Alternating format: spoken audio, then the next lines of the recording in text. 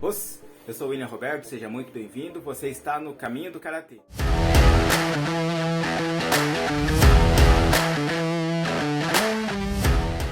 O Karatê é uma arte marcial japonesa que foi desenvolvida nas ilhas de Okinawa, que é uma ilha vizinha ali ao Japão, que agora é anexada ao Japão, mas antes era um reino independente chamado Ryukyu.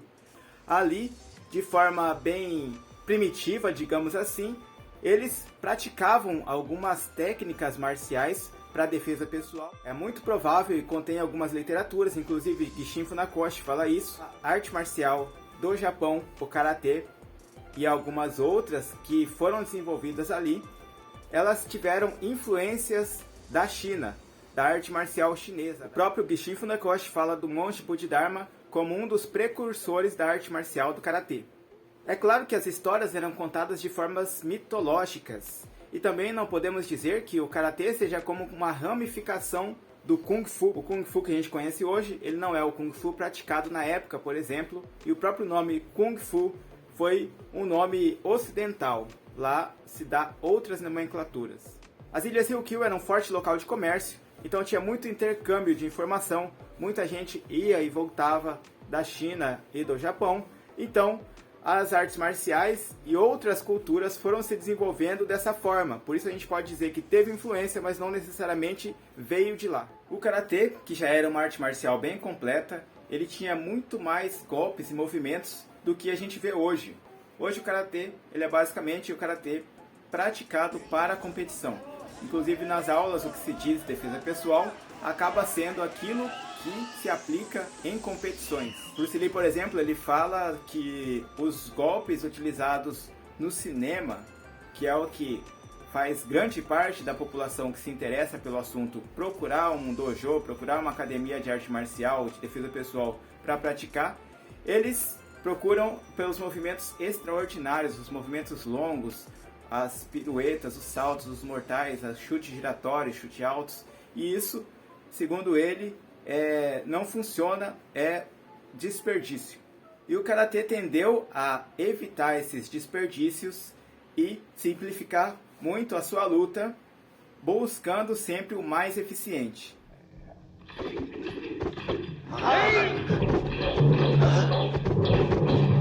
Depois acabou com o desenvolvimento maior do Karatê esportivo, abandonando ainda mais golpes, mais movimentos, perdendo muito da arte marcial, da defesa pessoal e ganhando muito do esporte. E esse movimento não foi uma tragédia, ele foi um movimento natural à medida que as guerras foram mudando a sua forma de ser.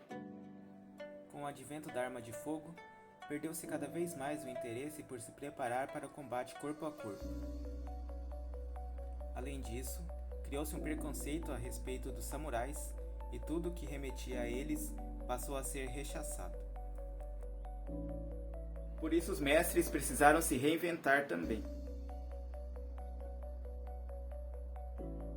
O Karatê optou pela ênfase nos golpes de contusão, socos, chutes, joelhadas, cotoveladas e até cabeçadas. Não tem tantas projeções, quedas como o Judô ou o Aikido, por exemplo. Não se utiliza tanto as armas como o Kendo ou o próprio Kung Fu. Sem tantas torções como o Judô e o Jiu-Jitsu. Todos esses golpes estão dentro do Karatê também. A ênfase está nas pancadas, nos golpes contundentes. O kata tem os movimentos de torção e de projeção que não são utilizados no campeonato.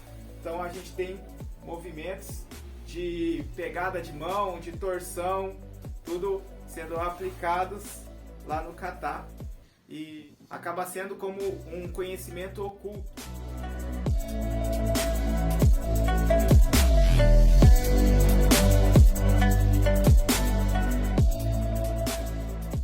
Quando você dá um golpe direto, a sua mão pode quebrar, você tem grandes chances de se machucar.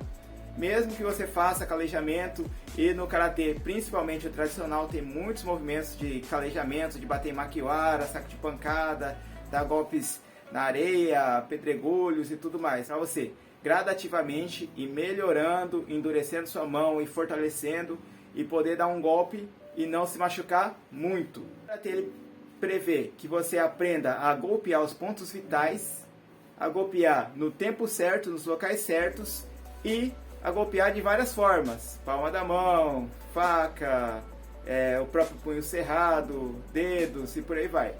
Então você tem várias formas de golpear e não uma só.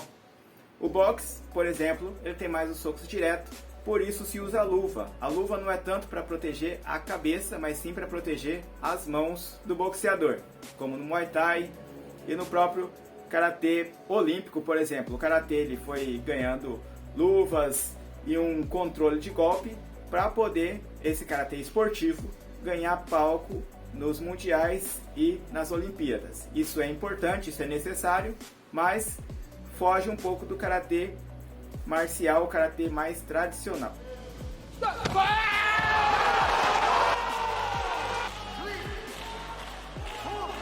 O Karatê é dividido em Kihon, Kata e Kumite.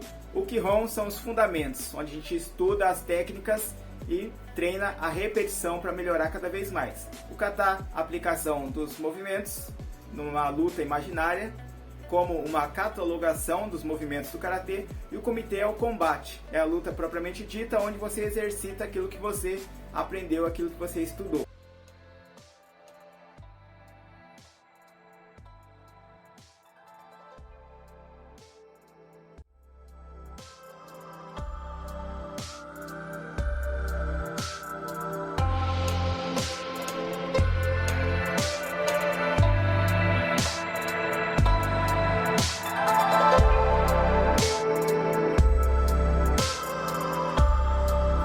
Nas competições do Karate Kyokushin, as lutas são por nocaute e não tem pausa a cada golpe, como é no Karatê Olímpico. A luta é direto e termina por nocaute. Em contrapartida, não tinha soco no rosto, mas acontece que você se prepara com a sua base, sua movimentação, de uma forma que você sabe que seu adversário não vai te atacar assim. Por isso, os treinos eles devem ser separados. O treino de competição do treino arte marcial, o treino de defesa pessoal, e assim por diante. Então, na hora de você procurar um dojo, você deve saber se esse professor ele tem a sua linha voltada para o caminho de vida, para arte marcial, para defesa pessoal ou para competição.